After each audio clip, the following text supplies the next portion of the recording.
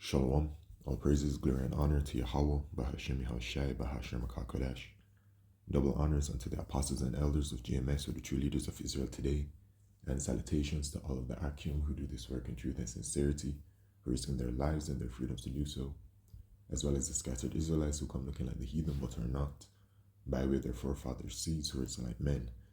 The true name of the Most High is Yahweh, and his son's name is Yahushai, and the Lord's holy chosen people are the so-called Negroes, Latinos, and Native Americans, as were the ones who suffer under the curses in the book of Deuteronomy.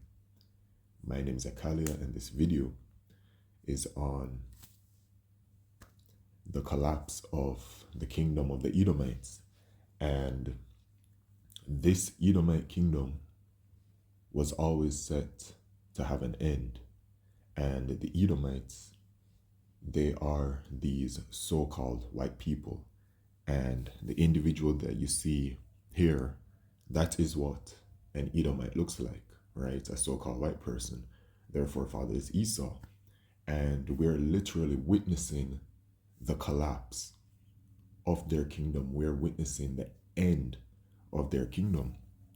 And in Ecclesiasticus chapter 25 and verse 7, there be 9 things which I have judged in mine heart to be happy, and the 10th I will utter with my tongue, a man that hath joy of his children, and he that liveth to see the fall of his enemy. And we are witnessing the fall of our enemy, who are the Edomites and the rest of these heathen nations.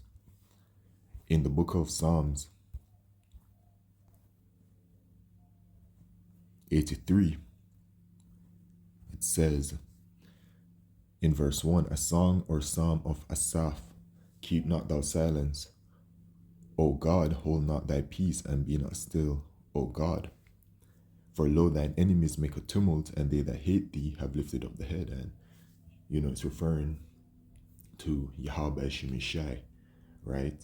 So it says, and they that hate thee have lifted up the head. So they hate Yahweh Shemishai. They have taken crafty counsel against thy people. And who is the Lord's people? The Israelites, us, the Lord's holy chosen people, and consulted against thy hidden ones. They have said, come and let us cut them off from being a nation, that the name of Israel may be no more in remembrance. And they did this to us.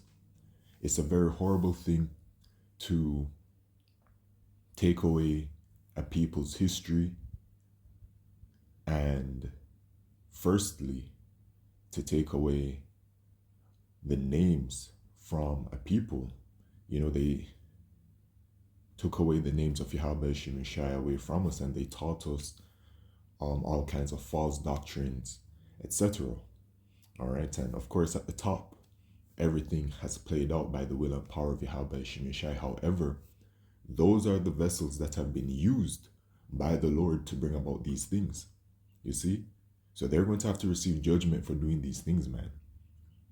Right? So it says, for they have consulted together with one consent, they are confederate against thee. The tabernacles of Edom, who is the so-called white man, and the Ishmaelites, who is the so-called Arab of Moab, which is the so-called Chinese, and the Hagarenes, Jabal, and Ammon, which is the so-called Japanese, and Amalek. Amalek represents Esau, Edom.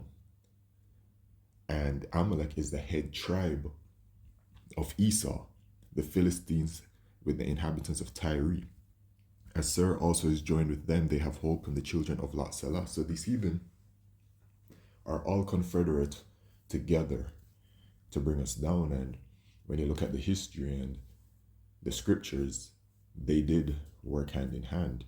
Okay, so it mentions Edom and it mentions Amalek. So the so-called white man is mentioned twice within this, because they are the ultimate enemy.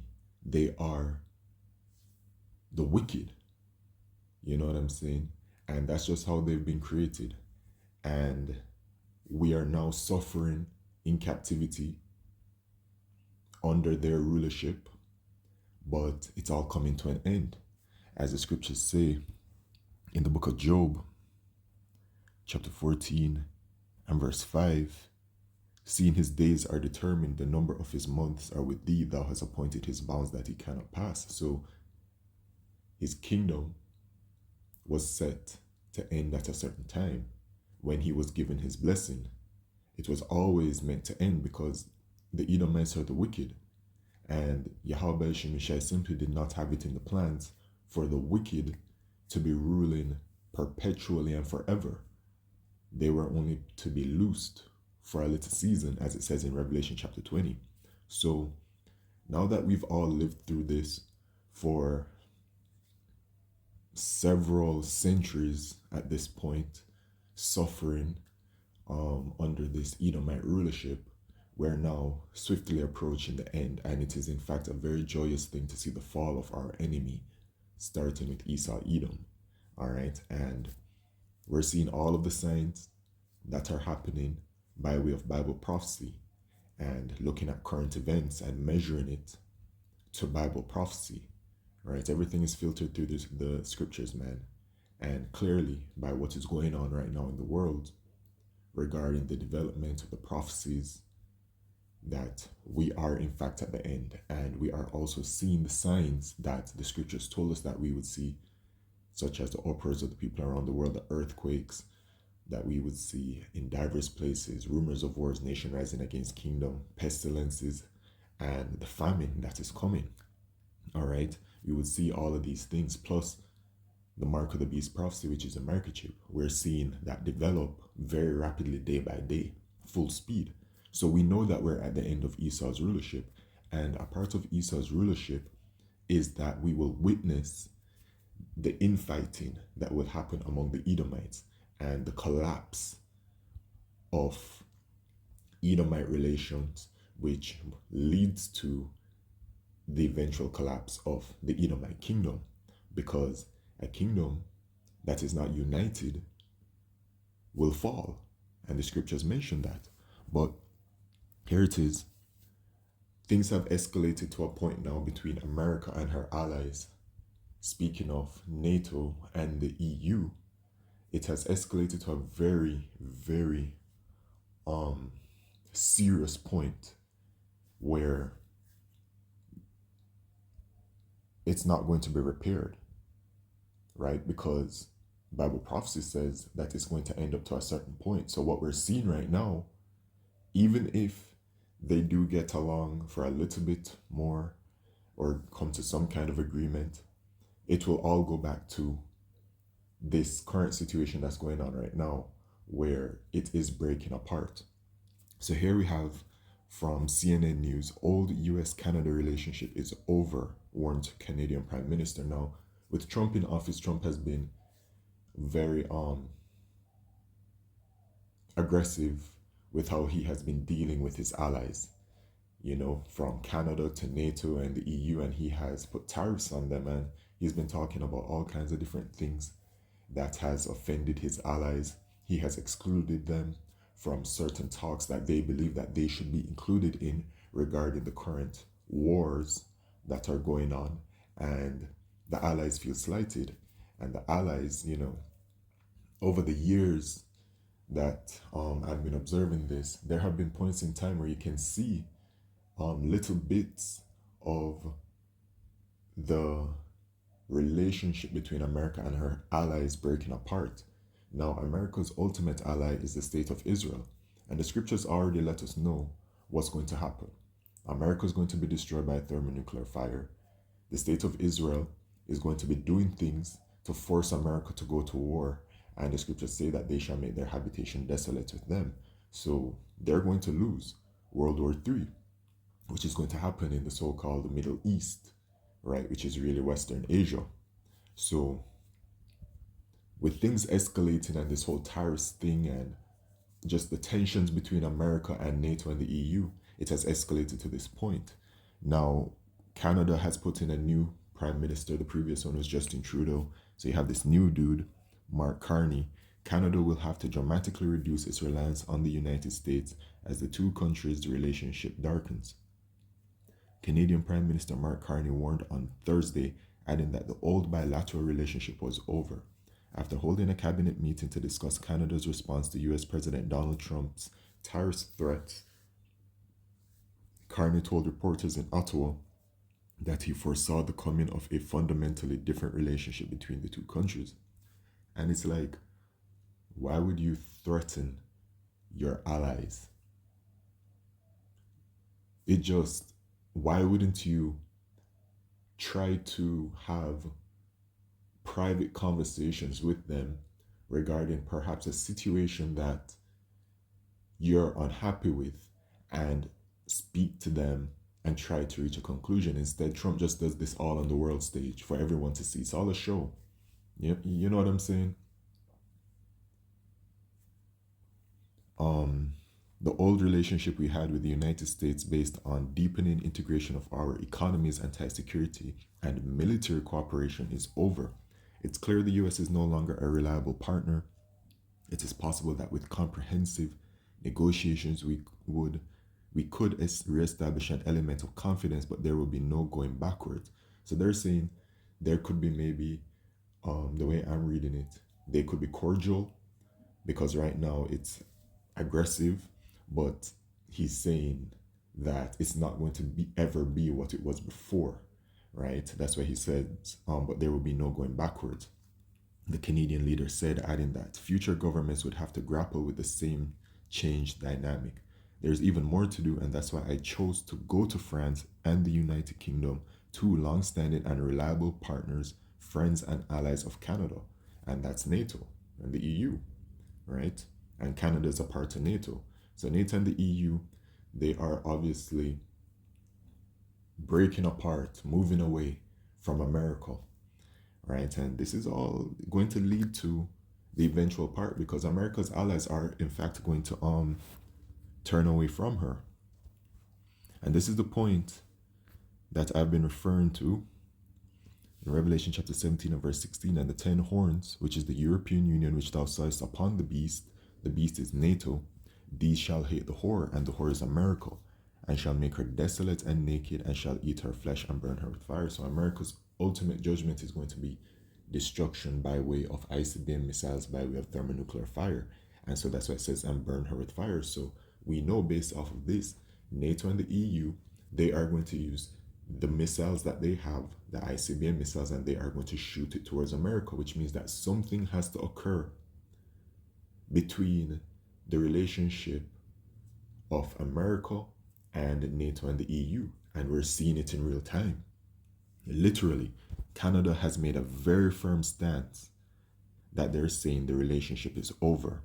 And then you have here, because I Googled America and EU, and a few articles came up regarding that the relationship is in fact broken, right? So here it is from Courthouse News Service. Experts, US EU relations are at a new low and forever damaged.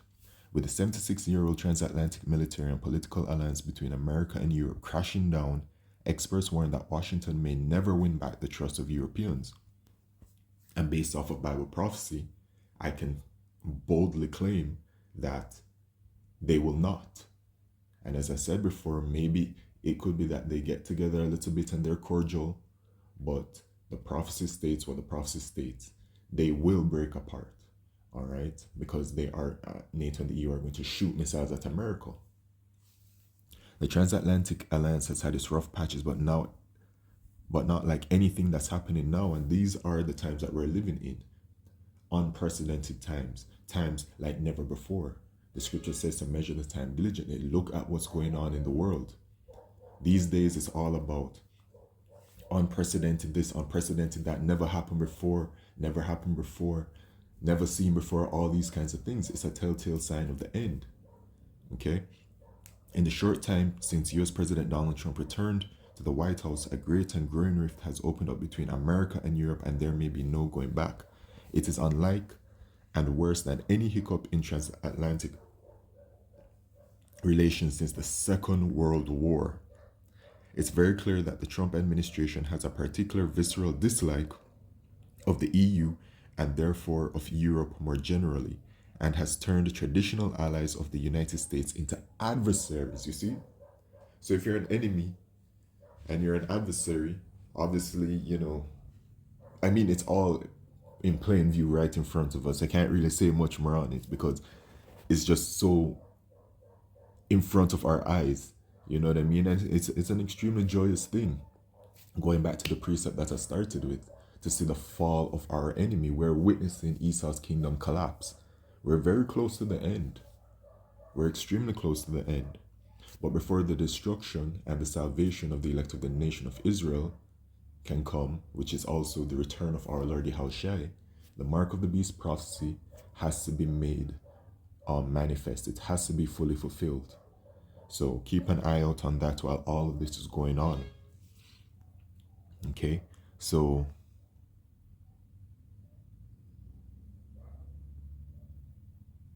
without doubt, we are at a completely new stage in relations between the United States and Europe. He said, I wouldn't yet call it a rupture, though there are certainly the conditions to lead to a rupture, and it's all on the table, man. So Esau's kingdom is through, and the scriptures let us know what it is regarding a kingdom in this kind of situation. So Mark chapter 3 and verse 24, and if a kingdom be divided against itself, that kingdom cannot stand. And Esau's kingdom is divided against itself. You have now America and NATO and the EU breaking apart. These are all Edomite sovereign countries. And then you had already from jump Russia on the other end, which is another Edomite sovereign country.